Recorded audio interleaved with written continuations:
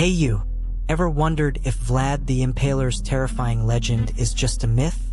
Prepare to uncover the truth behind the vampire myth, the brutal reality of 15th century Wallachia, and the man who inspired Count Dracula. Subscribe and hit that notification bell. You won't want to miss this. So, you've heard of Vlad the Impaler. The name alone conjures images of terrifying brutality, right? But the legend goes far beyond the gruesome reality. Stories of his impalements spread like wildfire, transforming him into something more than a historical figure, a mythical creature, a symbol of pure evil, even a precursor to the vampire myths we know today. These weren't just whispers. They were tales told across Europe, shaping the way people perceived this 15th century ruler. Think about it, a prince, a warrior, known for his ruthless efficiency against the Ottoman invaders. But the methods he used, those were what truly set him apart. The sheer scale of his impalements, the calculated cruelty, it fueled the legend. He wasn't just fighting a war. He was crafting a terrifying image of himself, one that would live on long after his death. And that image, you see, became the foundation of countless vampire stories. The stories exaggerated, of course. They added layers of supernatural horror, twisting the historical Vlad into a creature of the night, feeding on blood, rising from the grave. This wasn't just a man anymore. He was a legend, a bogeyman used to frighten children and adults alike. The very name, Vlad the Impaler, became synonymous with fear and darkness, a chilling reminder of the power of storytelling to shape history and create enduring myths. You see, Vlad's early life wasn't exactly a fairy tale. Born into the powerful Draculesti family, he was a prince from a young age, but his world was one of constant political maneuvering and danger. Imagine the weight of expectation, the intrigue at court, the ever-present threat of betrayal. He and his brother Radu were sent as hostages to the Ottoman Empire, a terrifying experience that shaped his future in ways you can't even imagine. Those years in the Ottoman Empire weren't just about learning courtly life, though. He witnessed firsthand the brutality of the Sultan's power, the ruthlessness of political games played on a grand scale. This experience, however harsh, forged his character, honing his strategic mind and hardening his resolve. It's a period that likely influenced his future actions more than you might initially think. His return to Wallachia was far from a smooth transition. The political landscape was unstable, rife with conflict and competing factions. He had to navigate treacherous alliances, outmaneuver rivals, and prove his worth as a leader. It was a constant struggle for power, a brutal game of survival where only the most cunning and ruthless could prevail. You'll see how his early experiences shaped his approach to ruling. So, you're picturing Vlad's world. Imagine vast, rolling hills, a landscape both beautiful and brutal. Wallachia wasn't just picturesque. It was a battlefield. The Carpathian Mountains, a natural fortress, yet also a barrier, dividing and connecting warring factions. Think of the constant threat of invasion, the ever-present shadow of the Ottoman Empire looming on the horizon, a relentless pressure on the borders of his land. The fertile plains, seemingly peaceful, were often the sites of bloody clashes. Rival boyars, powerful noble families, constantly jostled for power, their feuds spilling onto the fields and into the villages. You see, loyalty was a fickle thing, and alliances shifted with the wind, turning friend into foe in a heartbeat.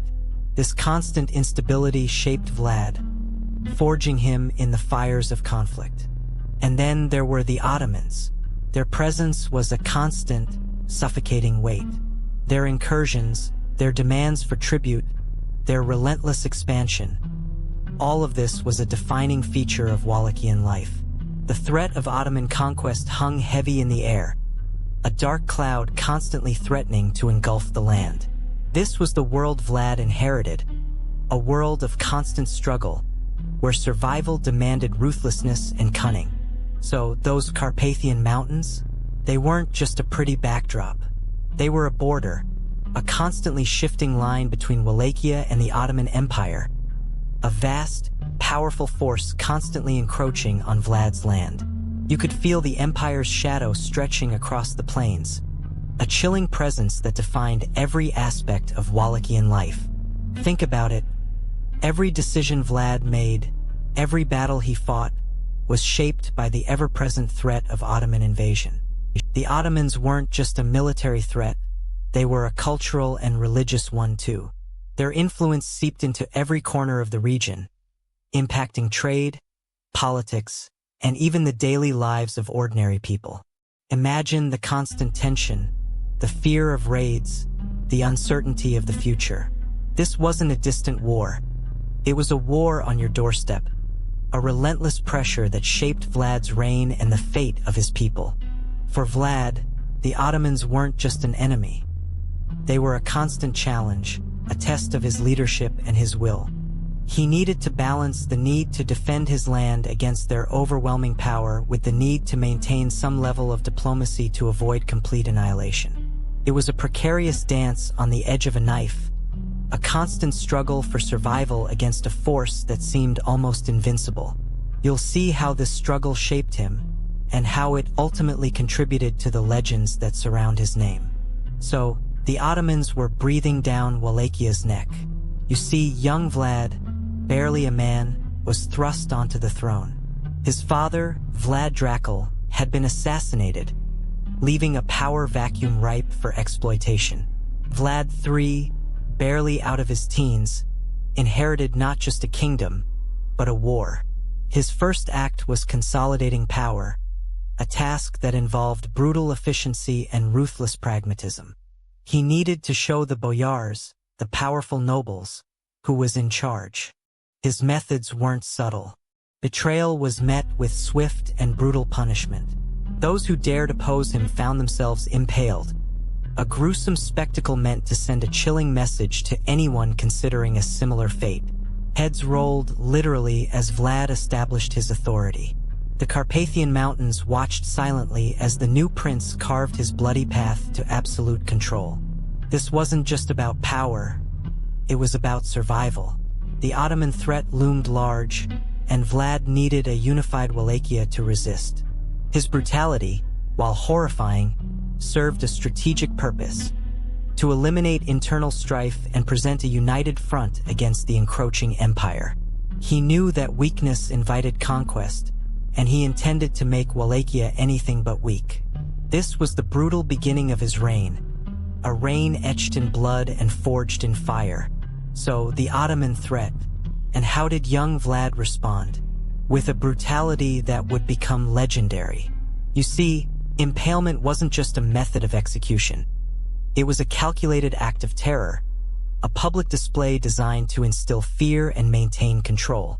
Imagine the scene: thousands of impaled bodies, a grim forest of human suffering, visible for miles. It was a gruesome spectacle, a visceral message to any who dared challenge his rule, or to the Ottomans who constantly threatened his lands. The sheer scale of it was meant to crush rebellion before it even began. Think about it, the sight of your enemies, writhing in agony, their screams echoing across the landscape. It's a terrifying prospect, isn't it? But it wasn't just about fear. Impalement, for Vlad, was also a form of punishment, reserved for traitors and those who broke his strict laws. It was a public display of justice, a grim warning to anyone thinking of defying his authority. It was a calculated strategy, a brutal but effective means of governing a volatile region under constant threat. Imagine the scene: thousands of impaled bodies, silhouetted against the setting sun. A gruesome spectacle, a landscape of death designed not just to kill, but to instill absolute, paralyzing terror. Vlad wasn't just eliminating enemies.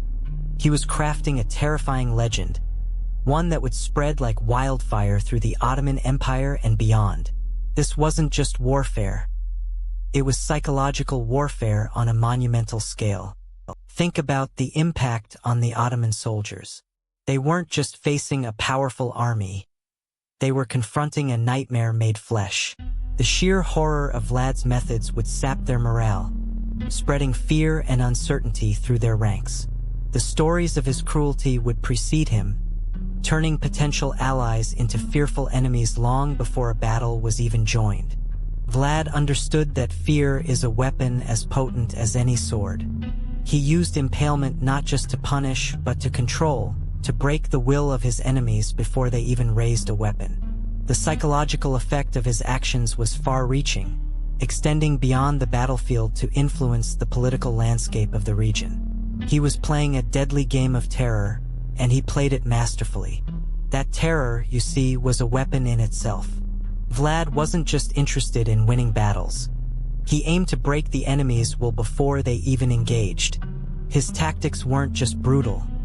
They were innovative, a terrifying blend of psychological warfare and highly effective military strategy. He understood the power of fear, and he used it to devastating effect. Think about his use of surprise attacks. He wasn't predictable. He'd strike when and where you least expected it, utilizing the dense forests and treacherous terrain of Wallachia to his advantage. His army, though smaller, was incredibly mobile and deadly, appearing seemingly out of nowhere to inflict swift, brutal punishment. He mastered the art of guerrilla warfare, employing hit-and-run tactics that wore down his opponents. He'd inflict heavy casualties, then vanish back into the shadows, leaving the Ottomans demoralized and exhausted, unsure where or when the next attack would come from. This constant pressure, this unrelenting terror, was a key element of his success. Ingenious, weren't they? Vlad's terrifying reputation preceded him to Nicopolis. The Ottomans, already wary of his ruthlessness, found themselves facing a seemingly insurmountable defense. You see, the siege wasn't just about brute force. It was a masterclass in strategic positioning, utilizing the terrain to its fullest advantage. Vlad's forces, though outnumbered, held the high ground, turning a potential disadvantage into a formidable fortress. The Ottoman advance stalled. Their siege engines, powerful as they were, struggled against the well-fortified positions. Imagine the scene. The relentless bombardment, the clash of steel, the desperate cries of men locked in a brutal struggle for survival. But Vlad's strategy went beyond mere defense. He used hit-and-run tactics, harassing the Ottoman supply lines and slowly chipping away at their morale. It was a war of attrition, a slow, agonizing bleed. Nicopolis wasn't just a battle. It was a testament to Vlad's tactical brilliance. He proved that fear itself could be a weapon, more effective than any cannon or sword. The siege highlighted his understanding of psychology, his ability to break the enemy's spirit through relentless pressure and carefully planned terror. It wasn't just about winning the battle. It was about shattering the Ottomans' confidence in their own invincibility, a victory that echoed far beyond the battlefield. You see, the Ottoman advance wasn't unstoppable. Vlad, having learned from Nicopolis, prepared a different kind of trap for them at Bucharest. He understood the importance of terrain, choosing a location that would negate the Ottomans' numerical advantage. He wasn't just waiting for them. He was setting the stage for a bloody counterattack. The battle itself was a brutal affair. Imagine the clash of steel, the screams of men, the thunder of cavalry charges. Vlad's army, smaller but fiercely loyal, fought with the desperation of men defending their homeland. They used the terrain to their advantage, funneling the Ottoman advance into deadly choke points. The Ottomans, initially confident, found themselves bogged down. Their superior numbers offered little comfort as they were relentlessly attacked from unexpected angles. Vlad's cunning tactics turned the tide, and what began as a seemingly hopeless defense turned into a devastating counteroffensive. You can almost feel the weight of the battle. But Bucharest was a Pyrrhic victory.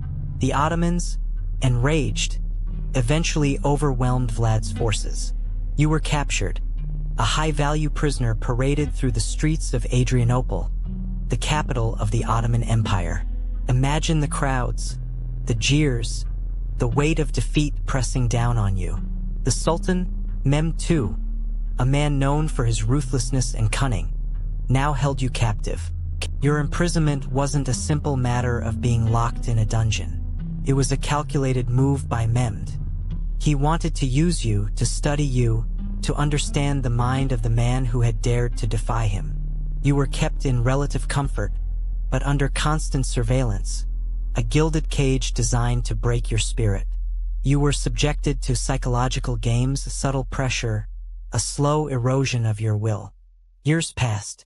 You learned to adapt, to play the game, to survive. The Sultan's court was a viper's nest of intrigue and power struggles. You observed, you learned, and you waited.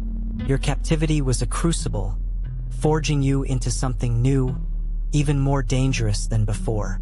The experience, though brutal, sharpened your mind, making you a more astute strategist, a more cunning adversary. Your time in Ottoman captivity was brutal, a constant reminder of your defeat. But you weren't broken. You plotted, you schemed, using your cunning to subtly undermine your captors, gathering allies amongst the disgruntled.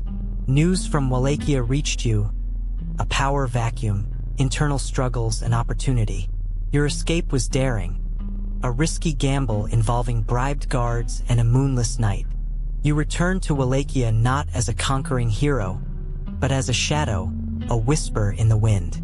You rallied your remaining loyalists, men who remembered your strength, your unwavering resolve.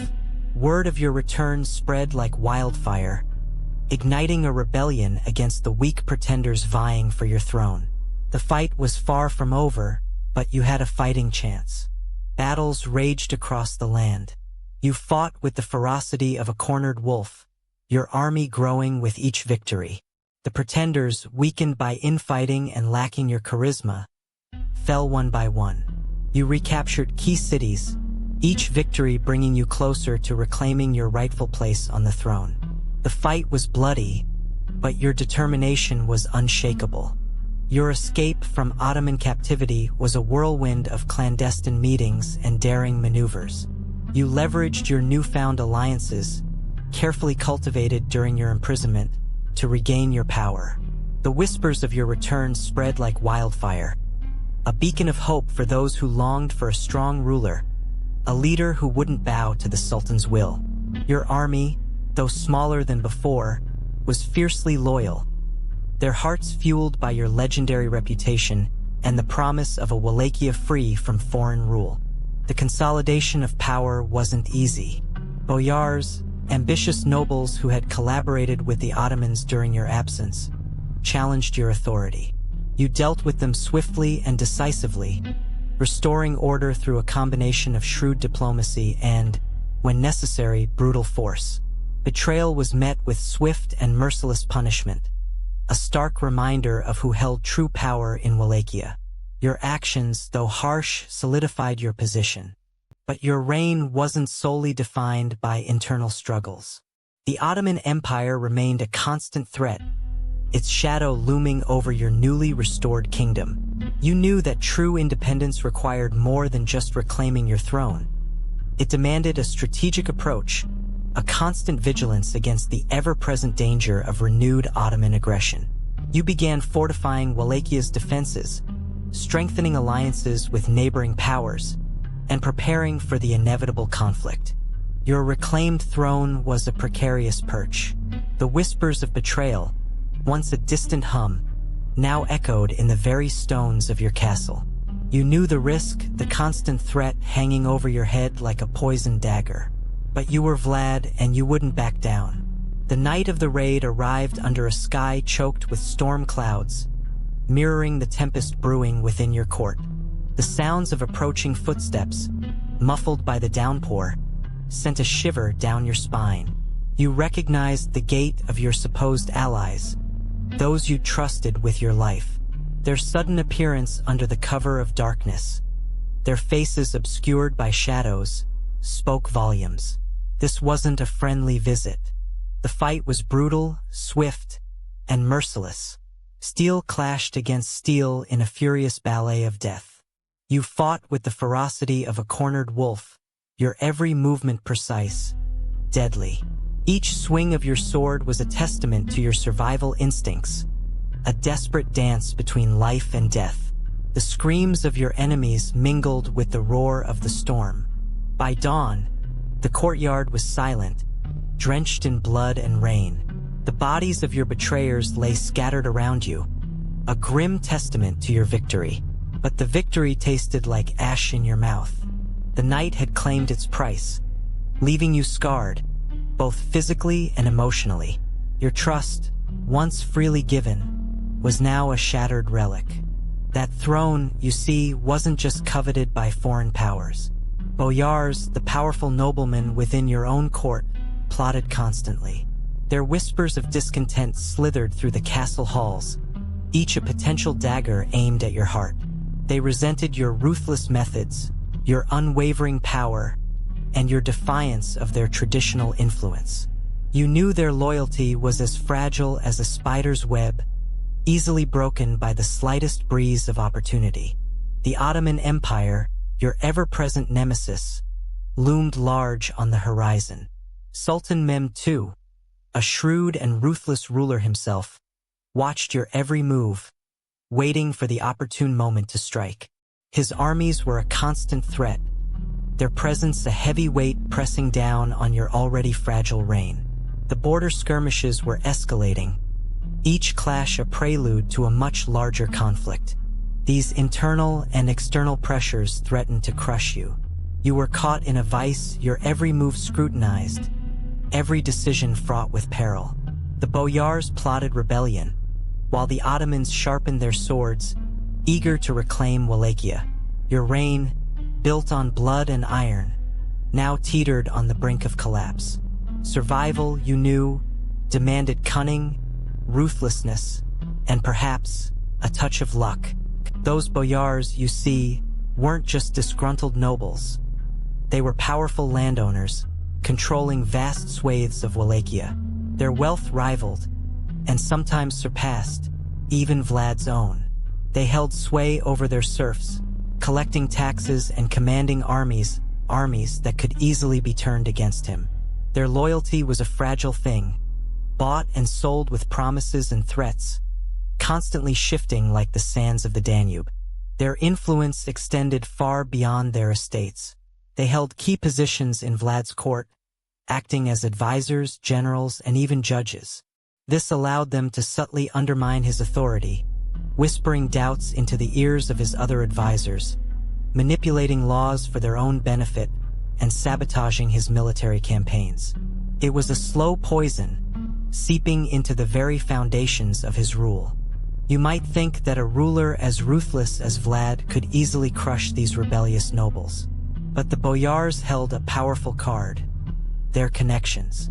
They had family ties, secret alliances, and even foreign patrons who were eager to see Vlad fall. This web of connections made them incredibly difficult to eliminate, allowing them to continue their plots even after facing punishment. So, you had these powerful Boyars, constantly vying for power and wealth. But looming over them, over Vlad himself, was the ever-present shadow of the Ottoman Empire. Imagine the constant pressure, the relentless threat of invasion hanging heavy in the air. It wasn't just a distant worry. It was a tangible force shaping every decision, every alliance, every battle fought in Wallachia. The Ottomans weren't just a military force. They were a vast, complex empire with deep pockets and seemingly endless resources. They controlled trade routes, influenced politics, and exerted their will across vast territories. For Vlad, this meant a constant need to negotiate, to appease, to strategically maneuver to avoid outright conflict, or to prepare for it. This constant pressure forced Vlad to make difficult choices. Alliances shifted, betrayals were commonplace, and the line between friend and foe blurred. He had to play a dangerous game, balancing the needs of his own people with the overwhelming might of the Ottoman Empire. One wrong move, one miscalculation, could mean the complete subjugation of Wallachia. That constant pressure, that brutal fight for survival, it forged Vlad into a legend, even before he became known as the Impaler. You see, his ruthlessness, his willingness to use extreme measures against his enemies, both internal and external, quickly spread through whispers and rumors. These stories, often exaggerated, painted him as a figure both terrifying and strangely effective. Word of his victories, his brutal tactics, began to spread beyond Wallachia's borders. Tales of his impalements, initially used as a strategic tool, morphed into something far more sinister in the retelling. The sheer scale of his actions, the sheer horror of the imagery, fueled the legends. Imagine the stories spreading through terrified villagers, through merchants traveling between kingdoms, each retelling adding a layer of gruesome detail, until Vlad became less a man and more a mythical creature of nightmare. These weren't just stories. They were warnings. They were tools of political maneuvering, used by both his allies and his enemies. Some amplified his brutality to undermine his power, while others used his terrifying reputation to their advantage. The legend of Vlad the Impaler, born from real acts of violence, was quickly becoming a weapon sharper than any sword. So, how did Vlad's story morph into the Dracula myth we know today? It's a fascinating journey through centuries of storytelling and evolving cultural perceptions. You see, Bram Stoker's novel wasn't the starting point. The seeds of the legend were sown much earlier, influenced by various folklore traditions and historical accounts. Early accounts, often embellished over time, portrayed Vlad as a ruthless warrior, yes, but they also focused on his cruelty and his use of impalement as a form of punishment and intimidation. These stories, passed down through generations, provided fertile ground for the development of a truly terrifying legend. These weren't just isolated tales. They blended with existing vampire folklore prevalent across Europe. Think of ancient Slavic myths, Transylvanian legends, and even earlier accounts of blood-drinking demons and nocturnal creatures. These narratives contributed to the growing image of Vlad as something more than just a cruel ruler, a supernatural being of immense power. But Bram Stoker's Dracula wasn't born in a vacuum. You see, vampire folklore varied wildly across Europe. In Eastern Europe, where Vlad Tepes ruled, vampires were often depicted as reanimated corpses, driven by a thirst for blood and capable of immense physical strength. Their appearance reflected their earthly existence, often decaying but still possessing a terrifying presence. This was drastically different from the aristocratic, seductive vampire of Western European lore. Think about it. In some regions, vampires were seen as vengeful spirits, returning to settle scores from their past lives. In others, they were depicted as creatures of the night, preying on the living, often associated with specific places like abandoned graveyards or ancient battlefields. The methods used to combat these creatures also varied dramatically, highlighting the unique cultural fears and beliefs associated with each region's specific vampire myths. These regional variations are key to understanding how Vlad's story could be so easily adapted and transformed. The existing framework of vampire beliefs, already rich with terrifying imagery and supernatural power, provided fertile ground for the legend of Vlad the Impaler to blossom into something truly monstrous. His brutal acts perfectly aligned with the existing fears and superstitions surrounding these creatures, making the transition from historical figure to legendary vampire all the more seamless. So, how did Vlad actually die? The official story paints a picture of a swift, brutal end during a battle against the Ottoman Empire. But, history is rarely that simple. Some accounts claim he was killed during the Battle of Bucharest, impaled as he was known to do to his enemies. Others suggest he fell on the battlefield, overwhelmed by the sheer force of the Ottoman army. This version highlights his defeat, not his alleged cruelty. But there are other, more intriguing narratives. Some legends whisper of a secret assassination, a plot hatched within his own ranks, perhaps by those who feared his ruthless methods.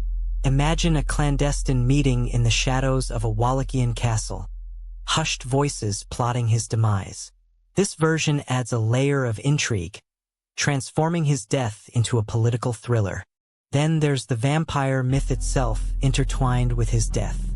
Did his enemies, perhaps fearing his power even in death, spread tales of his return as a blood-drinking fiend? This would explain why his legend became so intertwined with vampiric lore. You see, the truth is likely somewhere between these extremes, a complex mix of historical fact and embellished legend. Some accounts claim Vlad's use of impalement wasn't just a brutal tactic, but a calculated psychological weapon.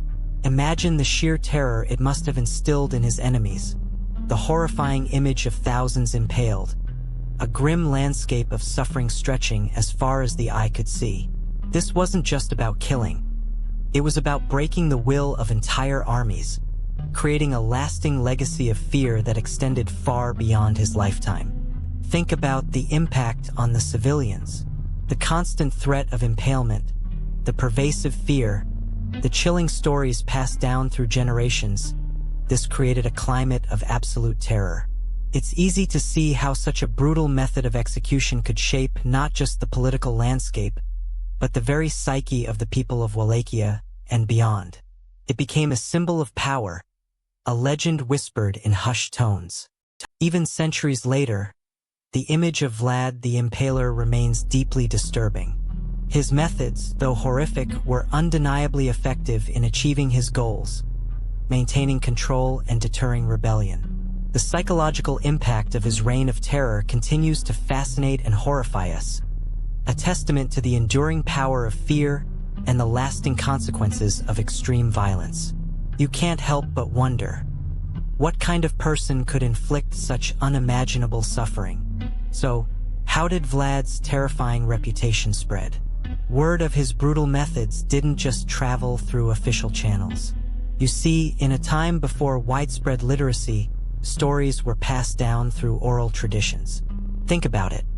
Gripping tales shared around campfires, whispered secrets in dimly lit taverns, and exaggerated accounts passed between merchants and travelers. Each retelling added a layer of embellishment, fueling the legend of the Impaler. These weren't just dry historical accounts. They were narratives filled with dramatic flair, designed to captivate and terrify.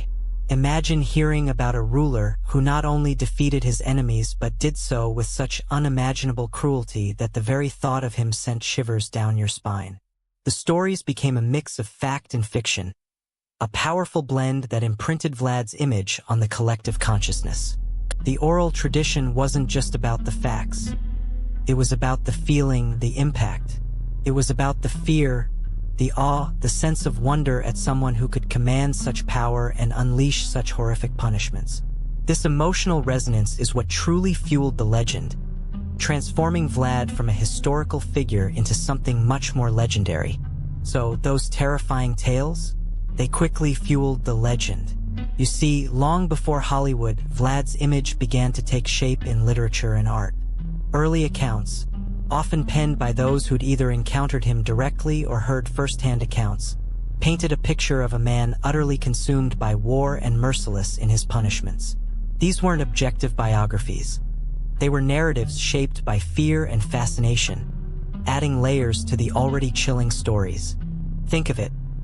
Woodcuts, crude but impactful, depicting scenes of impalement, illustrating the sheer scale of his brutality. These weren't subtle. They were meant to shock, to spread the legend far and wide. And it worked. His actions were amplified, his figure distorted, transformed into a symbol of terrifying power. These early portrayals, though lacking the nuance of later historical analysis, cemented his reputation as something beyond human. These weren't just simple illustrations. They were propaganda, shaping the perception of Vlad for centuries to come. The images themselves became as potent as the stories. They visually communicated the horror, the sheer scale of his actions, and the unrelenting nature of his reign. You might imagine these early depictions as the genesis of the vampire myth, the visual seeds from which the legend would blossom. But then came Bram Stoker. His 1897 novel, Dracula, irrevocably linked Vlad III to the vampire myth. You see, Stoker, though drawing inspiration from various sources, transformed Vlad into the iconic, blood-sucking Count Dracula. This wasn't a direct historical account. It was a Gothic masterpiece, fueled by folklore and Victorian anxieties. Suddenly, Vlad's cruelty was reframed through the lens of supernatural horror, forever changing his legacy. Stoker's Dracula wasn't just a story. It was a cultural phenomenon.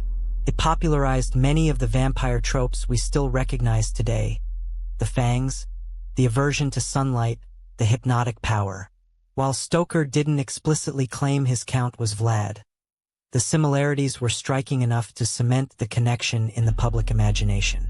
For you, this means that the image of Vlad you likely have is heavily influenced by Stoker's creation. The impact was profound. Suddenly, Vlad wasn't just a historical figure.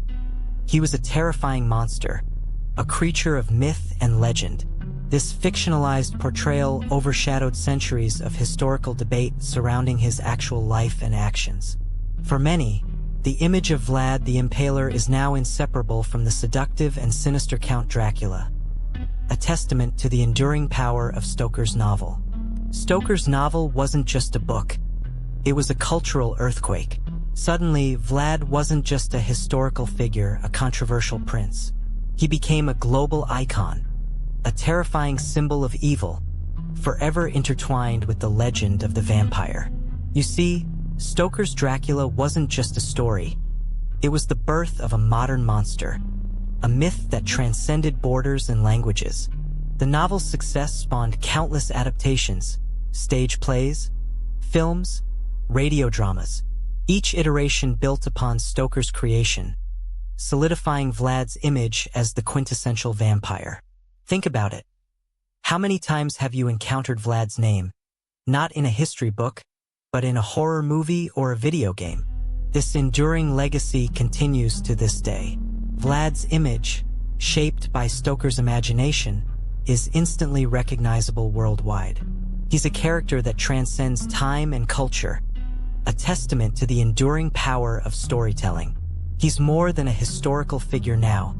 He's a cultural phenomenon, a symbol that resonates with millions. So, how is Vlad perceived today? You've probably seen him in countless movies, video games, and even cartoons. He's often depicted as a gothic, brooding figure, a pale vampire lord with an insatiable thirst for blood. This image, largely inspired by Stoker's novel, overshadows the complexities of the historical Vlad. But it's also a testament to the enduring power of myth-making, isn't it? He's become a pop culture archetype, a symbol of darkness and power. Think about it, the countless video games where you play as or against a character clearly inspired by him, or the countless movies featuring a vampire, often with a distinctly Eastern European flavor. These portrayals rarely adhere strictly to history, but they tap into the primal fear and fascination that Vlad evokes. He's become a blank canvas onto which we project our own anxieties and desires. Even in more contemporary settings, you'll find echoes of Vlad's legacy.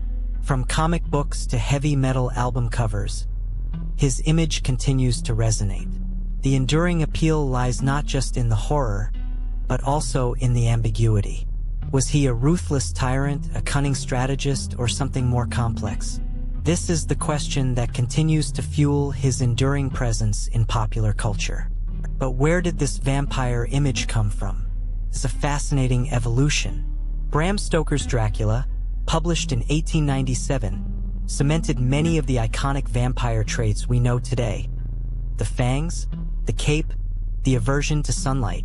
Before Stoker, vampire myths varied wildly across cultures, but his novel created a singular, powerful archetype that influenced everything that followed. Think about it, the pale skin, the supernatural strength, the immortality. These elements, while drawing inspiration from folklore, were really refined and popularized by Stoker. His Dracula wasn't just a monster. He was aristocratic, seductive, and terrifyingly intelligent. This complex portrayal captivated audiences and set the stage for countless adaptations. The vampire myth's persistence is remarkable. It taps into our deepest fears: death, the unknown, and the loss of control. It also offers a seductive fantasy, eternal life, power, and a certain dark charisma. These themes resonate across generations, making the vampire a perpetually captivating figure in popular culture. So, you're probably wondering how Vlad III, Prince of Wallachia, became associated with the vampire myth. It's a complex story, intertwined with historical events and evolving folklore. Vlad's brutal methods of dealing with his enemies, impaling them en masse, certainly contributed to his terrifying reputation. This horrific practice, while undeniably real, fueled legends that would eventually be linked to the mythical vampire. But the connection isn't direct. The vampire myth predates Vlad, existing in various forms across different cultures. However, Vlad's cruelty and the sheer scale of his impalements made him a perfect candidate for vampire lore. His name, his actions, and the enduring image of Wallachia during that tumultuous period all played a role. The stories surrounding Vlad's life, often exaggerated and embellished over time, transformed him into a legendary figure. Remember, these weren't written by impartial historians. They were folk tales, passed down through generations, shaping and reshaping the narrative. This oral tradition would eventually find its way into written accounts, solidifying the connection between Vlad and the vampire myth. It's important to separate fact from fiction. While Vlad III was a real historical figure known for his brutality, the vampire attributes associated with him are largely a product of later folklore and literary creations. The image of the blood-sucking, cape-wearing vampire is a far cry from the historical reality of Vlad, and understanding that distinction is key. So, let's talk about how accurate those Dracula movies really are. You've probably seen Vlad depicted as this pale, fanged creature of the night, right? Well, the historical Vlad was a complex figure, a ruthless warrior prince, yes, but not a supernatural being. The vampire myth attached itself to him much later, fueled by tales of his cruelty and the mysterious circumstances surrounding his death. Many Dracula adaptations take liberties with historical detail. They often exaggerate Vlad's cruelty, turning him into a caricature of evil, far removed from the complexities of his historical context. Remember, you're dealing with centuries of evolving folklore here, not just a straightforward biography. Think about the castles, the landscapes, even the clothing. These are often romanticized or completely fabricated. While some films attempt to capture the atmosphere of 15th century Wallachia and the Ottoman Empire, many fall short, prioritizing dramatic effect over historical accuracy. It's a fascinating blend of fact and fiction, isn't it? Ultimately, you should approach these adaptations with a critical eye. Appreciate them for their storytelling and artistic merit, but remember that they are often far removed from the actual historical Vlad. He was a real person, a product of his time, and his story deserves to be explored with nuance and respect for the complexities of the past.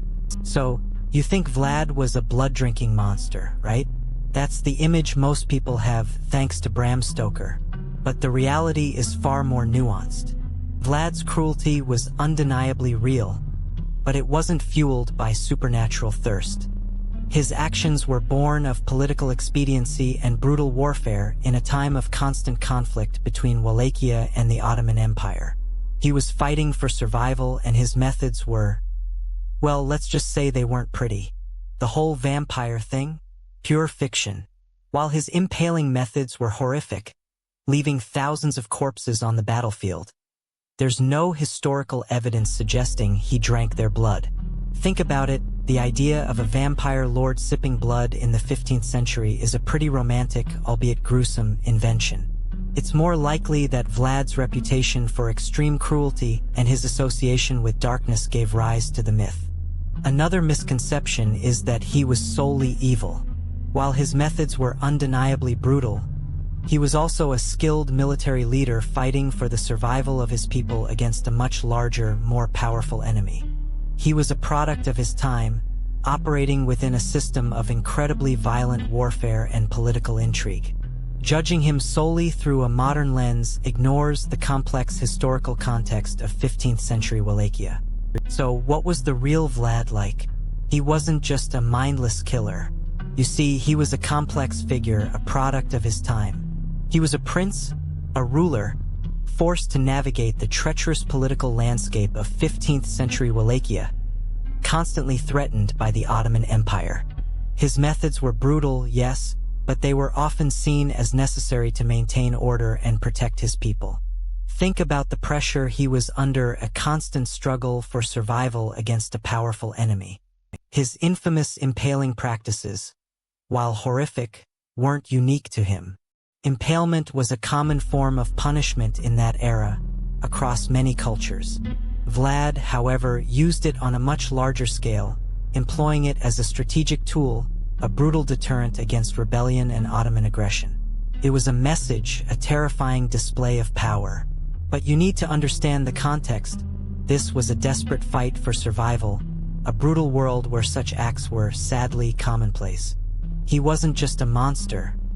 He was also a shrewd politician and military strategist. He formed alliances, fought battles, and even managed to temporarily push back against the Ottoman advance. He was a man of contradictions, capable of both great cruelty and surprising acts of mercy. Understanding Vlad means acknowledging the complexity of his character, the pressures of his time, and the brutality of the world he inhabited. It's not about excusing his actions, but about understanding them within their historical context. So, you're probably wondering how the real Vlad differs from the fictional Dracula. Well, for starters, Vlad wasn't a creature of the night, sucking blood from innocent victims. He was a ruthless, but very much human prince. His methods were brutal, yes, but they were rooted in the political realities of 15th century Wallachia. He was fighting for survival against the Ottoman Empire, and his actions, however horrific to modern eyes, were often strategic moves in a deadly game of power. Unlike the Count's supernatural abilities, Vlad's power stemmed from his military prowess and cunning. He was known for his strategic brilliance and unwavering determination. He wasn't a creature of myth, but a real historical figure who left an undeniable mark on the world, though a bloody one. Forget the fangs and the cape. The real Vlad was a pragmatic and often ruthless leader. Dracula's castle, perched high on a cliff, is a far cry from Vlad's actual residences. He didn't reside in a Gothic monstrosity, but rather in various castles and fortresses throughout Wallachia, all strategically located to defend his territory. The romantic image of a shadowy, brooding vampire just doesn't fit the historical Vlad, a man consumed by the realities of war and power struggles. But ruthless doesn't even begin to cover it. Vlad III, also known as Vlad the Impaler, ruled through terror. Imagine the constant, gnawing fear that gripped his people. Every shadow held a potential threat. Every whisper could be a betrayal. His reign wasn't just about conquest. It was about absolute, bone-chilling control. He used public impalements not just as punishment, but as chilling displays of power. The sheer spectacle of it, the unimaginable pain inflicted, spread terror far beyond the immediate victims. It wasn't just about killing. It was about breaking the spirit of his people, making them utterly subservient. His goal? To instill such profound fear that even the thought of rebellion would be paralyzing. This wasn't just about physical dominance. It was a masterclass in psychological warfare. He understood that fear, when wielded effectively, could be the most potent weapon. By creating a climate of constant dread, he effectively neutralized any opposition, silencing dissent before it could even take root. You see, true power wasn't just about military strength. It was about the chilling control he exerted over the minds of his subjects. So, you might be wondering, what's the lasting impact of this terrifying figure? Well, Vlad's reign, brutal as it was, became legendary. Stories of his impalements spread like wildfire, shaping the very image of evil itself. He became a symbol, a cautionary tale whispered across generations, a potent example of unchecked power. And while his methods were horrific, His defiance of the Ottoman Empire cemented his place in Romanian folklore. His name, Vlad the Impaler, became synonymous with cruelty, but it also became a symbol of resistance. Think about it, he stood up to one of the most powerful empires in the world. Even though he ultimately failed, his courage, however twisted, resonated with his people. That defiance, that sheer will to fight against overwhelming odds, that's part of his enduring legacy. Even centuries later, you can still find traces of Vlad's influence. He's been the subject of countless books, films, and legends. Bram Stoker's Dracula, for example, draws heavily from Vlad's life, though it's a highly romanticized and fictionalized version. But even in those fictional accounts, his shadow looms large, a testament to his lasting impact on our collective imagination. He's a character that continues to fascinate and horrify us, a complex figure who remains deeply embedded in our cultural consciousness. So, how did Vlad's story morph into the vampire myth? Think about it. A ruthless ruler, tales of impalement, a shadowy figure shrouded in mystery. These elements naturally lend themselves to folklore, especially in a time when superstition and fear were commonplace. You had a potent cocktail of historical reality and fertile ground for legend. The enduring appeal of vampire myths isn't just about fear, though. It's about the unknown, about the things that go bump in the night. The vampire myth taps into our primal anxieties about death, about the loss of control, and the unsettling idea that even after death, some things might linger. It's a potent combination of horror and fascination. Vlad's story, with its blend of historical fact and exaggerated legend, became the perfect foundation for these anxieties. The image of a powerful ruler returning from the grave, thirsty for blood, was both terrifying and irresistible. It speaks to our deepest fears, our fascination with the forbidden, and our enduring interest in the blurry line between reality and myth. So, what's the real hook? It's about mortality, isn't it? Vlad, a powerful man, a prince, still faced death. The fear of the unknown, the absolute end of your existence. That's terrifying. And the vampire myth taps into that primal fear, twisting Vlad's brutal reality into a tale of unending existence, a twisted immortality. Then there's the power. Vlad was a powerful man. Even in death, his legend continues to exert influence. The vampire myth reflects this, exaggerating his control, his dominion even over death itself. He becomes a figure of both terrifying power and terrifying vulnerability, a paradox that resonates deeply. Think about it, the inability to truly die, to escape the consequences of your actions. That's a potent image. The vampire myth essentially gives Vlad an eternal punishment, a never-ending cycle mirroring the endless suffering inflicted during his reign. This is the terrifying power of the vampire myth, the endless echo of his actions. That primal fear, you see, it resonates even now. Think about it, the enduring power of vampire myths in modern movies, books, and games. It's not just about blood-sucking. It taps into our deepest anxieties about death, control, and the unknown. We're fascinated by the forbidden, by the transgression of boundaries, and the vampire, the undead, represents the ultimate transgression. The vampire's allure lies in its ambiguity. Is it monster or victim? Is it a creature of pure evil, or a tragic figure grappling with an unnatural existence? This duality, this constant questioning, keeps the myth alive. It allows us to project our own fears and desires onto this powerful symbol of the eternal outsider. And let's not forget the romantic aspect. The brooding, immortal lover, forever searching for connection, yet forever cursed. This romanticism, this tragic beauty, adds another layer to the enduring appeal of the vampire myth. It's a powerful narrative that continues to capture our imaginations, generation after generation. So, you're left with a figure shrouded in both historical fact and terrifying legend. Vlad's brutality was real, undeniably horrific. But the vampire myth, that's where the lines blur. His impaling methods, the sheer scale of his violence, these fueled the stories, twisting his image into something far more monstrous than the man himself, perhaps. His legacy isn't just about the stakes and the blood, though. It's about the enduring power of storytelling, how fear can shape history, and how a real-life ruler could become a symbol of something far beyond his earthly reign. You see, his story transcends time, constantly reinterpreted, reshaped by each generation. Think about it. From Bram Stoker's Dracula to countless modern depictions, Vlad's name continues to evoke a potent mix of fascination and horror. He's a cultural icon, a testament to the enduring power of myth and the human capacity for both cruelty and imagination. His story is a chilling reminder of the blurry line between history and legend. So, what do you think really happened to Vlad? Was he a monster or a misunderstood ruler?